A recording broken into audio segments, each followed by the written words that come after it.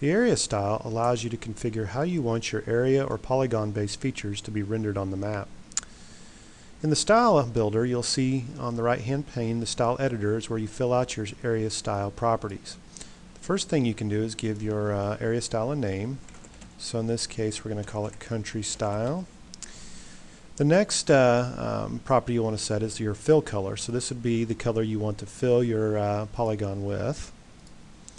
And you'll see as you update all these properties, the preview down in the bottom right hand corner will be updated automatically. Next, you can choose your outline color.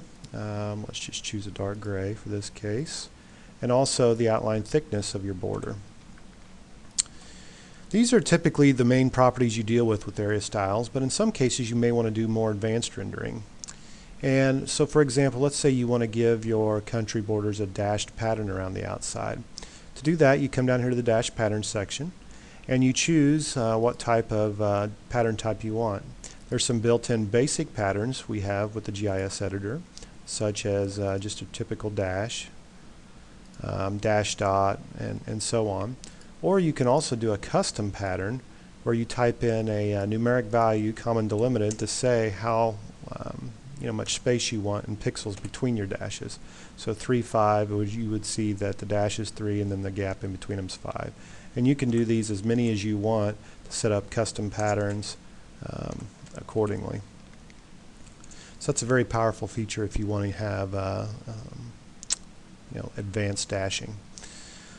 Also, you have control over the dash cap, what you want the end of each dash to look like, whether it be flat, round, or triangle. Finally, if you really want to have a lot of control over your area style, you can come down in the advanced section of the area style, and here you can set your X and Y offsets. This is useful if you're going to do multiple area styles within one to give like a drop shadow effect.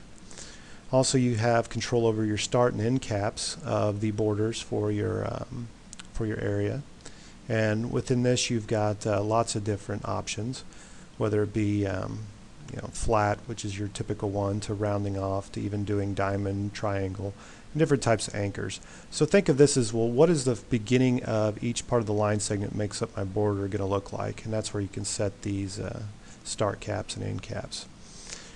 We also have the ability to do line joining. So if you have complex polygons and you want to see what their borders look like, you have lots of choices for the different types of line joins.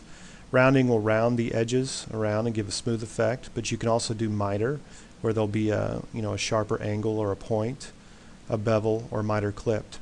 Keep in mind the miter limit is also at play here if you do use miter or miter clipped, as it will not send the miter angle out more than this in pixels. So for a graphic of what some of these would look like, here you could have a miter, but we have a miter limit to where it's cut off after, say, 10 pixels. If you're doing a bevel, it would look something along these lines here, where there's a line drawn from the outside points of the lines of where the two meet. So you can play around with those various properties to get the exact effect you want. Lastly, there's the drawing level, and for all intents and purposes you probably just want to leave this at drawing level 1, but for some unique effects you can change the drawing level to make it render in a proper order from 1 to 4, and you probably never want to put it on the label drawing level because that's always on top.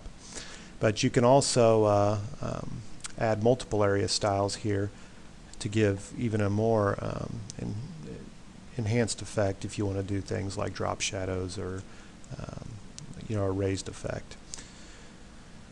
So that's pretty much it with the area style. You can do pretty much any type of rendering imaginable. So I hope this video has been helpful. Thank you.